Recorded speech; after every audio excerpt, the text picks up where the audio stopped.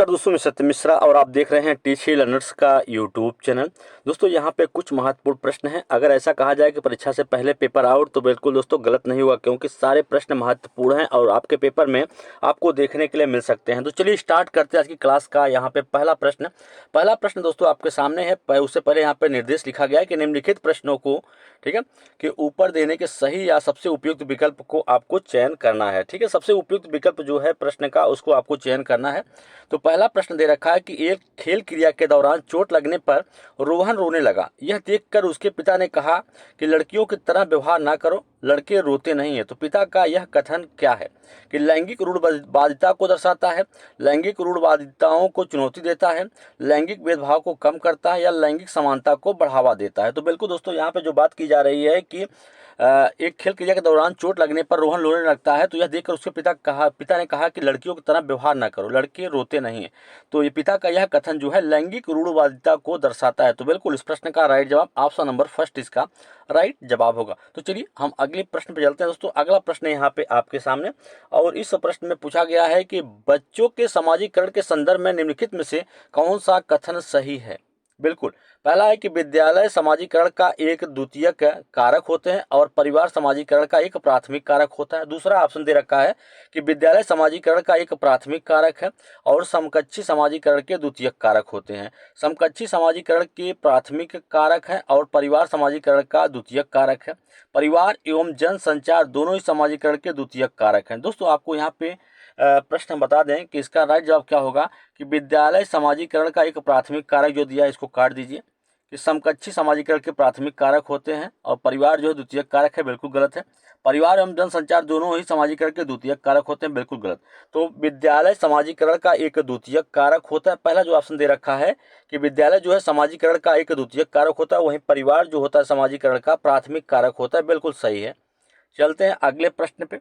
अब अगला प्रश्न यहाँ पे आपके सामने, और इस प्रश्न में पूछा गया है कि लॉरेंस कोहलरबर्ग के सिद्धांत के अनुसार किसी कार्य को इसलिए करना क्योंकि दूसरे इसे स्वीकृति देते हैं नैतिक विकास के डैश चरण को दर्शाता है। प्रथापूर्व को, प्रथागत या उत्तर प्रथागत, या अमूर्त संक्रियात्मक को।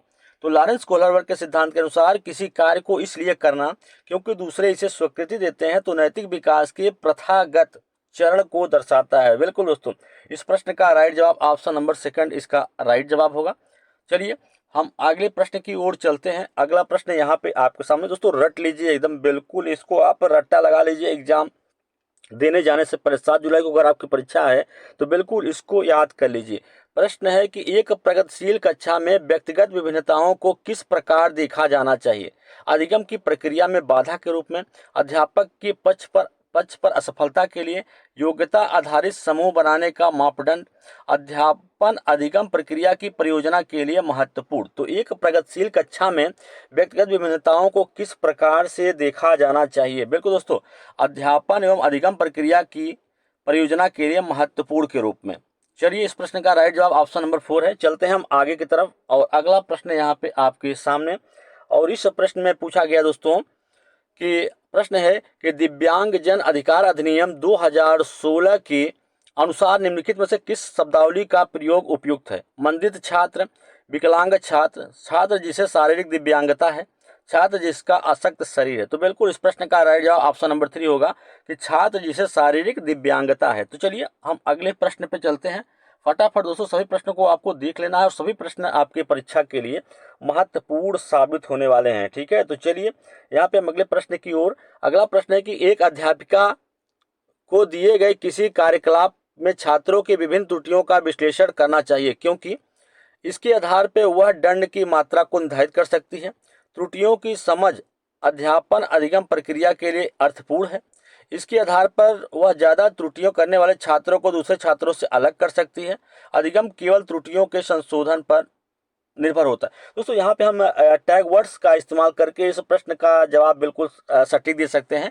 देखिए यहाँ पे कहा गया है कि दंड की बात, प्रश्न आपका पॉजिटिव है तो पॉजिटिव आपका ऑप्शन भी होना चाहिए। तो इसके आधार पे वह दंड की मात्रा निर्धारित करते हैं। दंड की बात आ जाए तो निगेटिव टैग वर्ड्स। त्रुटियों की समझ अध्यापन अधिगम प्रक्रिया के लिए अर्थपूर्ण है, ये आपका पॉजिटिव है। त्रुटियां जो होती हैं बिल्कुल सहायक होती हैं। इसके आधार पर वह ज़्यादा त्रुटियां करने वाले छात्रों को दूसरे छात्रों से अलग करने की बात की जा रही है, तो निगेटिव। अधिगम केवल, केवल शब्द आ गया तो निगेटिव। तो यहाँ पे आपका एक ही पॉजिटिव बच रहा है, सेकंड वाला, तो यही इसका राइट जवाब होगा।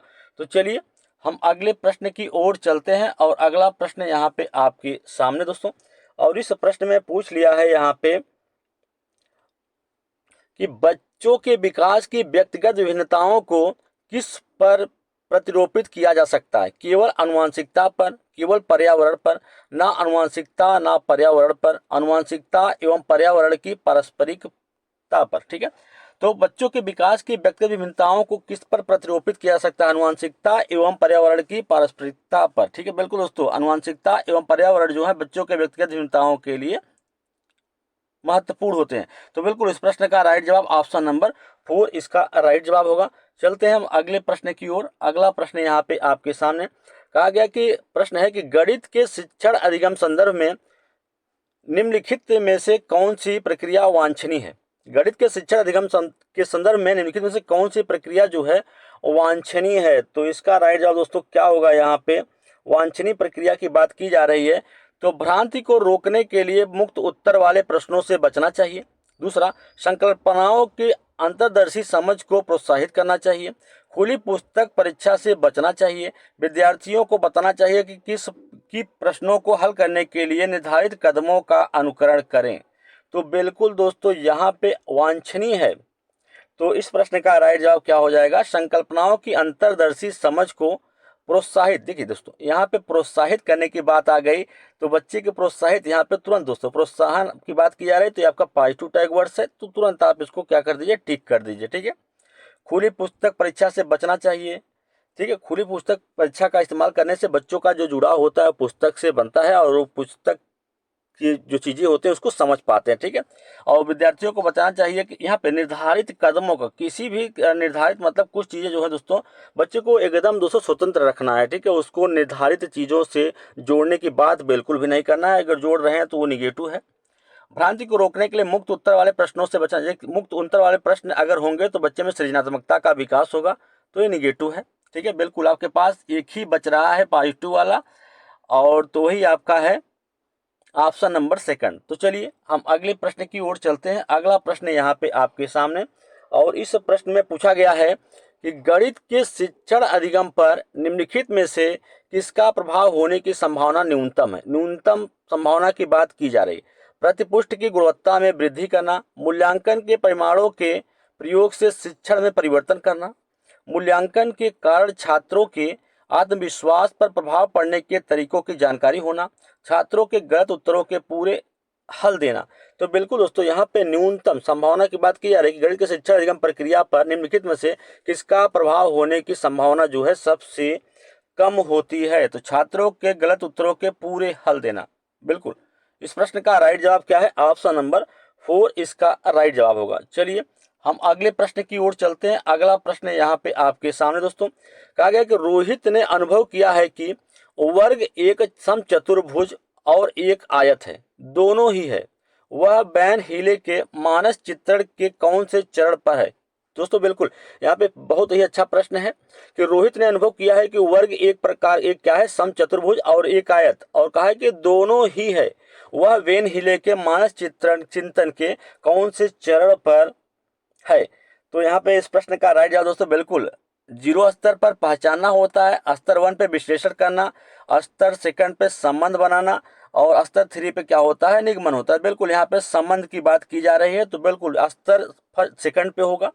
चलते हैं हम अगले प्रश्न पे, और अगला प्रश्न दोस्तों यहाँ पे आपके सामने, और इस प्रश्न में पूछा गया है कि किन्हीं दो पूर्ण संख्याओं का योग एक पूर्ण संख्या होता है। पूर्ण संख्याओं के इस गुण को इस प्रकार उल्लेखित किया जाता है। किन्हीं दो पूर्ण संख्याओं का योग क्या होता है? एक पूर्ण संख्या होती है। तो पूर्ण संख्याओं के इस गुण को किस प्रकार उल्लेखित किया जाता है? संबरक गुण के रूप में, क्रम विनिमय गुण के रूप में, साहचर्य गुण या वितरण गुण? तो बिल्कुल दोस्तों इस प्रकार के गुण को संबरक गुण के नाम से जाना जाता है। चलते हैं हम अगले प्रश्न पे, और अगला प्रश्न यहाँ पे आपके सामने, इसमें पूछा गया कि प्राथमिक स्तर पर संख्याओं को पढ़ाने के लिए निम्नलिखित में से कौन से कथन सत्य हैं? पहला है कि संख्याओं की अंतर्दृष्टि समझ को प्रोत्साहित किया जाना चाहिए, बिल्कुल। दूसरा है कि संख्याओं को लिखकर अनुक्रम में पढ़ाना चाहिए। सी है कि गणना से पहले संख्याओं को संख्यांक के रूप में लिखना सिखाना चाहिए। चौथा है कि संख्याओं में अनुक्रमांक असंगति को प्रोत्साहित करना चाहिए। तो बिल्कुल दोस्तों यहाँ पे इस प्रश्न का जो राइट जवाब होगा यहाँ पे आपका ऑप्शन नंबर 3 होगा, क्योंकि यहाँ पे संख्याओं के अंतर्दृष्टि समझ को प्रोत्साहित करने की बात की जा रही है, बिल्कुल सही है। वहीं पे संख्याओं में अनुक्रमक असंगति को प्रोत्साहित करना चाहिए, बिल्कुल। यहाँ पे इस प्रश्न के राइट जवाब ए और डी हैं, तो इस प्रश्न के राइट जवाब ऑप्शन नंबर 3 हो जाएगा। चलिए हम अगले प्रश्न की ओर चलते हैं, और अगला प्रश्न यहाँ पे आपके सामने दोस्तों, इसमें पूछा गया है कि प्राथमिक स्तर पर गणित पढ़ाने के लिए निम्नलिखित में से कौन सा पहलू अत्यंत महत्वपूर्ण है। गणित को बच्चों के जीवन के अनुभवों का भाग बनाना चाहिए, परिकलन में परिशुद्धता विकसित करना चाहिए, उच्चतर पढ़ाई और रोजगार के लिए तैयार करना चाहिए, प्रौद्योगिकी के लिए प्रोत्साहन और तैयारी करना चाहिए। तो बिल्कुल दोस्तों यहाँ पे हम गणित की बात की जा रही है कि प्राथमिक स्तर पर गणित पढ़ाने के निम्नलिखित में से कौन सा पहलू जो है अत्यंत महत्वपूर्ण है। क्या है? गणित को बच्चों के जीवन के अनुभव का भाग बनाना चाहिए, हिस्सा बनाना चाहिए, बिल्कुल। इस प्रश्न का राइट जवाब ऑप्शन नंबर फर्स्ट हो जाएगा। चलिए हम अगले प्रश्न की ओर चलते हैं दोस्तों। अगला प्रश्न है यहाँ पे कि गणित की प्रकृति के विषय में निम्नलिखित में से कौन सा कथन सत्य नहीं है। गणितीय ज्ञान की संरचना में तर्क कौशल महत्वपूर्ण है, गणितीय संकल्पनाओं की प्रकृति श्रेणीबद्ध है, प्राथमिक स्तर पर गणित प्रत्यक्ष है और कल्पना की आवश्यकता नहीं है, गणित में विचारों के सही संचारण के लिए विशेष शब्दावली का प्रयोग होना चाहिए। तो बिल्कुल इस प्रश्न का राइट जवाब दोस्तों यहाँ पे क्या हो जाएगा। इस प्रश्न का राइट जवाब तो बता दें आप सभी को कि इसका राइट जवाब प्राथमिक स्तर पर गणित क्या है, प्रत्यक्ष है और कल्पनाओं की आवश्यकता नहीं है। बिल्कुल दोस्तों यहाँ पे प्रत्यक्ष तो है लेकिन कल्पनाओं की भी आवश्यकता यहाँ पे है, इसलिए यह कथन सत्य नहीं है। चलिए हम अगले प्रश्न पे चलते हैं। अगला प्रश्न यहाँ पे आपके सामने, इसमें पूछा गया है कि कहा गया है कि पौधों के लिए किए जाने वाले नीचे दिए गए कार्यों पर विचार कीजिए। पहला है कि पौधों को सहारा देना, बी है कि ह्यूमस प्रदान करना, सी है कि भोजन संचरित या भंडारण करना, डी है कि पानी और खनिजों को अवशोषित करना। इनमें से जड़ों के कार्य को आपको बताना है कि इसमें से जड़ों के कौन से कार्य हैं। बिल्कुल दोस्तों यहाँ पे हम अगर जड़ों के कार्य की बात करेंगे तो बिल्कुल पौधों को सहारा देना, भोजन संचयित एवं भंडारण करना, इसके अलावा पानी और खनिजों को अवशोषित करना। तो बिल्कुल यहाँ पे राइट जवाब क्या हो जाएगा, ए, सी और डी। बिल्कुल किस में दिख रहे हैं आपको, ऑप्शन नंबर 4 में। तो ऑप्शन नंबर 4 बिल्कुल सही होगा। चलते हैं हम अगले प्रश्न पे। अब अगला प्रश्न यहाँ पे दे रखा है कि निम्नलिखित में से पक्षियों का वह समूह चुनिए। यहाँ पे पक्षियों का ऐसा समूह चुनना है कि जिसका प्रत्येक सदस्य हमारी तुलना में 4 गुनी अधिक दूरी की वस्तुओं को स्पष्ट देख सकते योग्य होते हैं। पहला है पागता कौवा मोर, दूसरा है बाज कबूतर तोता, तीसरा कौवा चील बुलबुल, चौथा है कि बाज चील और गिद्ध। बिल्कुल दोस्तों इस प्रश्न का राइट जवाब ऑप्शन नंबर 4 इसका राइट जवाब होगा। चलते हैं हम अगले प्रश्न पे। अगला प्रश्न यहाँ पे आपके सामने, और इसमें दोस्तों पूछा गया है कि निम्नलिखित में से किसने मटर के पौधों के साथ प्रयोग किए और यह पाया कि मटर के पौधों में कुछ ऐसे लक्षण होते हैं जो जोड़ियों में पाए जाते हैं, जैसे चिकने या खुरदरे, लंबे या बौने, पीले या हरे आदि। तो doctor M S. Swaminathan, Gregor John Mendel, John स्मेंट्रल या चार्ल्स डार्विन। तो बिल्कुल दोस्तों यहाँ पे इस प्रश्न का राइट जवाब दोस्तों ऑप्शन नंबर फर्स्ट होगा। ग्रेगर जॉन मेंडल ने मटर के पौधों, मटर के बीज पे अपना प्रयोग जो है वो किया था। चलते हैं अगले प्रश्न पे। अब यहाँ पे अगला प्रश्न आपके सामने दोस्तों, और इस प्रश्न में पूछा क्या गया है कि आप एक एकीकृत, देखिए कहा गया है कि आप एक एकीकृत ईवीएस कक्षा के लिए कैसी योजना बनाएंगे। एक पाठ में 2 या अधिक विषय क्षेत्रों को मिलाएंगे, बिल्कुल। अलग अलग योजनाओं में सभी विषयों को अलग करेंगे। विज्ञान सामाजिक विज्ञान के लिए अलग अलग अध्यापकों का प्रबंध करेंगे। पर्यावरण विज्ञान के लिए अलग अध्यापक का प्रबंध करेंगे। बिल्कुल दोस्तों यहाँ पे एकीकृत की बात की जा रही है, मतलब एक ही में सभी को मर्ज कर देना। बिल्कुल यहाँ पे ऐसा कहा गया कि एक पाठ में 2 या 2 से अधिक विषयों क्षेत्रों को मिलाएंगे। तो बिल्कुल इस प्रश्न का राइट जवाब ऑप्शन नंबर फर्स्ट इसका राइट जवाब होगा। चलते हैं हम अगले प्रश्न पे। अब अगला प्रश्न यहाँ पे दोस्तों दे रखा है, देखिए अगले प्रश्न में पूछा क्या गया है, यहाँ पे यहाँ पूछा गया है कि कक्षा 5 के समय आमतौर पर अपना दिया हुआ कक्षा का कार्य नहीं करते। मुद्दे को हल करने का सबसे अच्छा उपाय हो सकता है उसकी कठिनाइयों का पता लगाने और उसके अनुसार कक्षा कार्य को समायोजित करने के लिए उससे बात करें। बिल्कुल, किसी दूसरे बच्चे को उसकी कक्षा के कार्य को पूरा करने में मदद करें। माता पिता से बात करें और उन्हें सलाह दें। उसे वैकल्पिक और आसान गृह कार्य दें। बिल्कुल दोस्तों, यहाँ पे बात की जा रही है कि कक्षा 5 के समय आमतौर पर अपना दिया हुआ कक्षा का कार्य नहीं करते। मुद्दे को हल करने का सबसे अच्छा उपाय यही होगा कि उसकी कठिनाइयों का पता लगाएं कि वह किस क्षेत्र में उसको कठिनाइयां हो रही हैं और उस प्रकार से ही कक्षा कार्य को समायोजित करने में उससे बात करें। बिल्कुल, इस प्रश्न का राइट जवाब ऑप्शन नंबर फर्स्ट इसका राइट जवाब होगा। चलिए दोस्तों, यहाँ पे हम अगले प्रश्न में चलते हैं। यहाँ पे कहा गया है ईवीएस में मानचित्रण कौशल क्या है? लैंडस्केप खींचने के कौशल को विकसित करना, पूर्वानुमान और गणना के कौशल को विकसित करना, रिकॉर्डिंग कौशल को विकसित करना, स्थानों की सापेक्ष स्थिति की समझ को विकसित करना। बिल्कुल दोस्तों, ईवीएस में मानचित्रण कौशल पढ़ाने का या कौशल करने का मेन उद्देश्य यही है कि स्थानों की सापेक्ष स्थिति की समझ को बिल्कुल विकसित करना। चलिए हम अगले प्रश्न में चलते हैं। अगला प्रश्न यहाँ पे है कि इकरा अपने शिक्षार्थियों को ईवीएस में समाचार पत्रों और पत्रिकाओं को पढ़ने के लिए क्यों प्रोत्साहित करती है? ये मनोरंजक संसाधन उपलब्ध हैं। ये शिक्षार्थियों को उनके अपने संसार से जोड़ने में सहायता करते हैं। ये शिक्षार्थियों को स्वतंत्र बनाने में सहायक करते हैं। ये शिक्षार्थियों को प्रतिस्पर्धी बनाते हैं। तो बिल्कुल यहाँ पे जो बात की जा रही है इकरा को लेके, तो इस शिक्षार्थियों को उनके अपने संसार से जुड़ने में सहायता करते हैं। तो बिल्कुल समाचार पत्र पत्रिकाएं दोस्तों क्या करते हैं, बच्चों को या इकरा को या शिक्षार्थियों को उनके अपने समाज से जुड़ने में सहायता करते हैं। तो चलते हैं हम अगले प्रश्न की ओर। यहाँ पे अगला प्रश्न दोस्तों आपके सामने, और इसमें पूछा गया कि प्राथमिक स्तर पर पढ़ना सिखाने की शुरुआत करने के लिए आप किस सामग्री को सर्वाधिक महत्व देंगे? बिल्कुल यहाँ पे दोस्तों बात की जा रही है कि प्राथमिक स्तर पर, ठीक है, प्राथमिक स्तर पर पढ़ना सिखाने की शुरुआत करने के लिए आप किस सामग्री को सर्वाधिक महत्व देंगे? अक्षर ज्ञान को, वर्णमाला को, शुद्ध उच्चारण को या रोचक कहानी को? बिल्कुल दोस्तों, यहाँ पे जो महत्व देने की बात की जा रही है, किसको आप महत्व देंगे, सबसे ज्यादा महत्व देंगे? तो रोचक कहानियों को सबसे ज्यादा जो महत्व यहाँ पे दिया जाएगा। ठीक है, बिल्कुल यहाँ पे रोचक कहानियां जो हैं उनको सबसे ज्यादा यहाँ पे महत्व दिया जाएगा। चलते हैं हम अगले प्रश्न पे, और अगला प्रश्न आपके सामने स्क्रीन पे आ चुका है दोस्तों। यहाँ पे पूछा गया है कि स्किनर के अनुसार भाषा परिवेश से सीखी जाती है, भाषा अंतःक्रिया से सीखी जाती है, भाषा सीखना एक अत्यंत जटिल प्रकार है, भाषा अनुकरण के द्वारा सीखी जाती है। तो स्किनर महोदय का कहना था कि भाषा जो है अनुकरण के द्वारा सीखी जाती है। बिल्कुल, इस प्रश्न का राइट जवाब ऑप्शन नंबर 4 होगा। वहीं भाषा जो है सामाजिक अंतःक्रिया से सीखी जाती है, वाइगोस्की ने कहा था। भाषा जो है अपने परिवेश से सीखी जाती है, पियाजे का कहना था कि भाषा जो है अपने परिवेश से सीखी जाती है। तो चलिए हम अगले प्रश्न की ओर चलते हैं, और यहाँ पे दोस्तों अगला प्रश्न आपके सामने यहाँ पूछा गया कि सलमा पहली कक्षा में पढ़ती है, वह किताब शब्द को कतब लिखती है। सलमा का लिखने का यह तरीका डैश को दर्शाता है? बिल्कुल, अज्ञानता को, स्ववर्तनी को, नियंत्रित लेखन को या लापरवाही को? तो बिल्कुल यहाँ पे अगर हम बात करें तो उसकी स्ववर्तनी को दर्शाता है, क्योंकि वह वर्तनी जिस प्रकार से करती है उसी प्रकार से वह लिखती है। तो बिल्कुल यहाँ पे ऑप्शन नंबर सेकंड इसका राइट जवाब होगा। चलिए अगले प्रश्न की ओर बढ़ते हैं। अगला प्रश्न है कि सामाजिक अंतःक्रिया से भाषा सीखने का समर्थन डैश ने किया था? स्किनर तो अनुकरण के द्वारा भाषा सीखने के लिए कहे थे, और पियाजे दोस्तों जहां पे आप रहते हैं प्रवेश से सीखने की बात की गई थी, और वाइगोस्की ने कहा था कि बच्चे जो है सामाजिक अंतःक्रिया के द्वारा ही भाषा को सीखते हैं, और चोम्स्की का कहना था कि बच्चों में भाषा सीखने की जो क्षमता होती है वो जन्मजात होती है। बिल्कुल, चलते हैं अगले प्रश्न की ओर।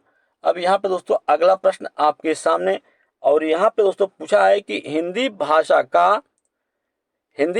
का आकलन करते समय आप किस बिंदु को सर्वाधिक महत्व देंगे? सहज अभिव्यक्ति को, अलंकारिक भाषा को, भाषा की संरचना को, व्याकरण सम्मत भाषा को? तो बिल्कुल यहाँ पे बात की जा रही है कि हिंदी भाषा का आकलन करते समय आप किस बिंदु को, सहज अभिव्यक्ति को सर्वाधिक महत्व देंगे? बिल्कुल, चलें हम अगले प्रश्न की ओर। अगला प्रश्न यहाँ पे आपके सामने कि हम भाषा के माध्यम से डैश और डैश भी करते हैं। बिल्कुल, सोचते और विचार करते हैं। हम भाषा के माध्यम से क्या करते हैं? सोचते और विचार करते हैं। दूसरा है अनुभव और महसूस करते हैं, चिंतन वितरण करते हैं, सोचते और महसूस करते हैं। बिल्कुल, यहाँ पे इस प्रश्न का राइट जवाब क्या होगा, हम भाषा के माध्यम से क्या करते हैं, सोचते हैं और महसूस भी करते हैं। तो इस प्रश्न का राइट जवाब ऑप्शन नंबर 4 होगा। चलिए भैया अगले प्रश्न पे चलते हैं, और अगला प्रश्न यहाँ पे आपके सामने कि प्राथमिक स्तर पर भाषा सीखने सिखाने में बाल साहित्य मदद करता है क्योंकि वह सरल होता है, वह रंगीन चित्रों वाला होता है, वह भाषा की रंगतें प्रस्तुत करता है, वह बच्चों के लिए है। तो बिल्कुल दोस्तों, प्राथमिक स्तर पर भाषा सीखने सिखाने में बाल साहित्य जो है मदद करता है क्योंकि वह भाषा की रंगतें प्रस्तुत करता है। तो दोस्तों इतना प्रश्न आप जरूर पढ़ लीजिएगा, क्योंकि आपकी परीक्षा के लिए ये सभी प्रश्न दोस्तों क्या हैं, महत्वपूर्ण होने वाले हैं। परीक्षा आपकी 7 जुलाई को है, प्री एडमिट कार्ड आ चुका है, आज मेन एडमिट कार्ड भी आपका जारी हो जाएगा। तो जितने प्रश्न है दोस्तों, सभी प्रश्न आप परीक्षा में जाने से पहले एक बार जरूर देख कर जाइएगा।